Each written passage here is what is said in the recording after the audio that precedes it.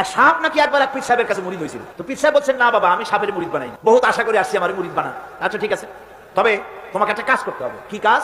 জিকির আজগার এভাবে করবা, কিন্তু কাউরে দংশন করতে পারবা। হুজুর মেনে নিলাম। সে করছে কি, ময়দানের ভিতরে বিয়া কাইত হয়ে ধানের জমিন প্যাডিল্যান্ড, সেখানে কাঠ হয়ে পড়ে জিকির আজগার করতেছে। রাখাল ধান কাটছে, সন্ধ্যার পর এই ধানগুলি বান্ডেলে রেখে দিয়া দড়ি নেই, খুঁজতে খুঁজতে দেখে লম্বা একটা দড়ি, ওইটা যে সাপ সে তো বুঝে না। সে ওইটারে ধরিয়া ধানের আটি বাঁধতেছে। সাপে তো খুব মহারা, সাপ তোর যেই সাপ না, মারাত্মক সাপ। সাপ বলতেছে, আরে বাবা, তুই আমার দড়ি মনে করলি, আমি তোর কেমন দড়ি, মুরিদ না হলে টার কয়ে দিতাম। বান্দার কারণে সাপের ঘাড়ে মুচকে গেছে, ঘাড়ে খুব ব্যথা লাগছে। বাড়ি নিয়ে যখন দড়িটারে ফালাই দিছে, মাথা কোন রকম কাজ করিয়া বহু কষ্ট করে পীর সাহেবের বাড়ি গিয়ে হাজির। বলছে, হুজুর কি জিকির শিখাইলেন, আমার তো ঘাড় মুচকে গেছে। সহ্য কথা, জিকির আজগারে মানুষের ঘাড় তো মস্কাবার কথা না, তোমার ঘাড় মস্কাইলো কেন? পুরা ঘটনা সে শোনাই। আচ্ছা তা তুমি কিছু করলা না? কয়, হুজুর আপনি তো নিষেধ করেছেন দংশন করতে। পীর সাহেব বলছেন, বেটা বেকুব, আমি তোমারে দংশন করতে নিষেধ করেছি, ফস করতে তো নিষেধ করি নাই।